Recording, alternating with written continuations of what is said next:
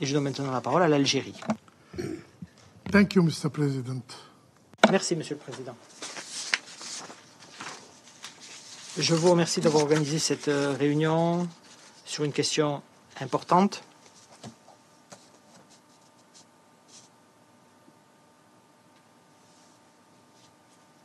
Je vous félicite d'avoir négocié avec succès la déclaration du président du Conseil de sécurité sur la question. Je remercie également le secrétaire général. Je le remercie pour ses remarques. Mes remerciements vont également aux intervenants, l'ambassadeur Danese, l'ambassadeur Adeoye.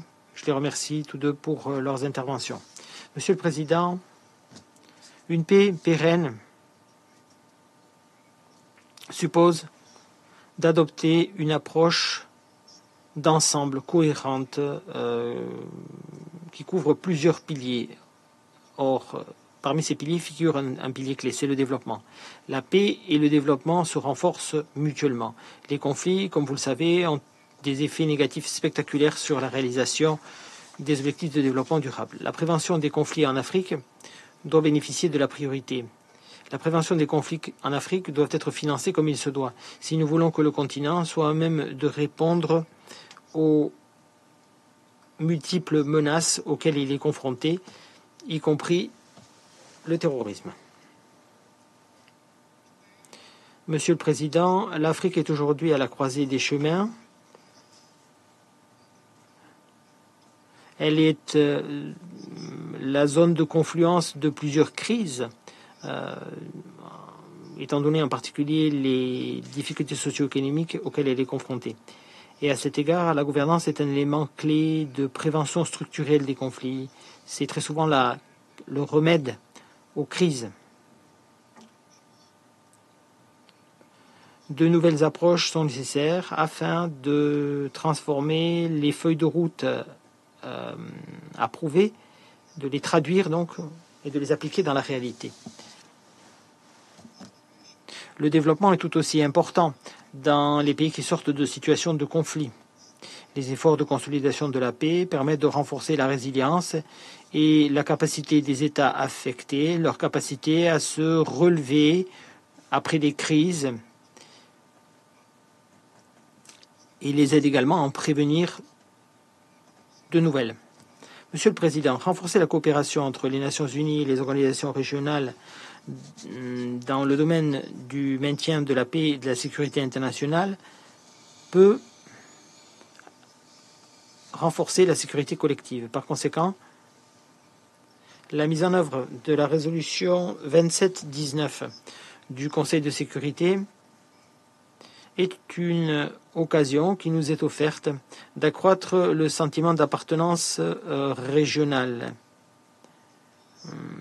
Sentiment d'appartenance de l'Union africaine aux initiatives de paix.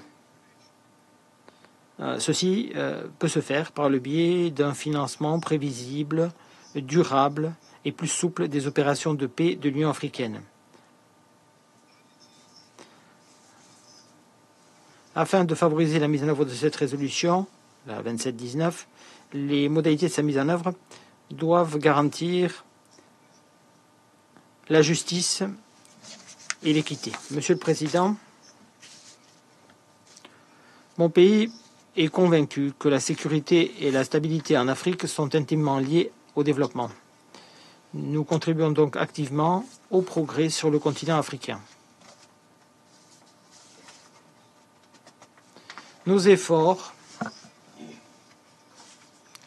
se font par le biais d'une série d'initiatives stratégiques ayant pour but de renforcer les liens que nous entretenons avec des États voisins, des initiatives stratégiques qui ont également pour but de favoriser l'intégration régionale.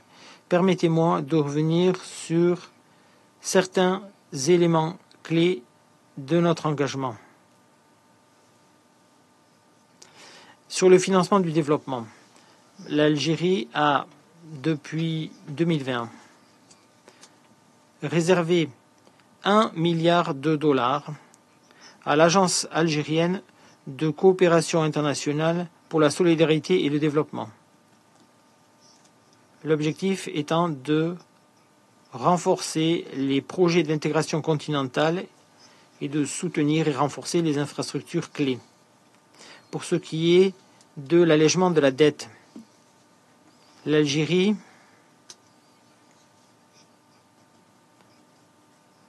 convaincue que la dette est un obstacle au progrès économique des pays africains, a annulé 900 millions de dollars de dette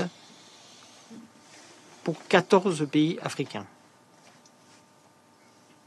Troisièmement, chaque année, l'Algérie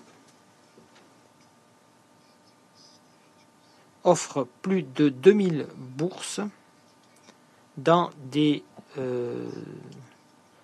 institutions de formation à l'attention d'étudiants africains. Ces bourses visent des secteurs liés à la gouvernance et la mise en œuvre des objectifs de développement durable. Quatrièmement, dernier point, dans le cadre des efforts que nous déployons pour renforcer la coopération régionale entre mon pays, donc l'Algérie, la Libye et la Tunisie, un mécanisme consultatif a été mis en place le mois dernier afin de garantir la sécurité à nos frontières communes. Cette initiative a pour but d'assurer la coordination des efforts dans la lutte contre la migration illégale, le terrorisme et le crime organisé. Ce mécanisme a également pour finalité de développer les régions frontalières en renforçant la connectivité ou la connexion électrique et en facilitant les échanges transfrontières. Monsieur le Président, en guise de conclusion, nous célébrons le 61e anniversaire de la création de l'Organisation de l'Unité africaine, ce qui est devenu ensuite l'Union africaine, et le 20e anniversaire du Conseil de paix et de sécurité de l'Union africaine. Nous voudrions à cette occasion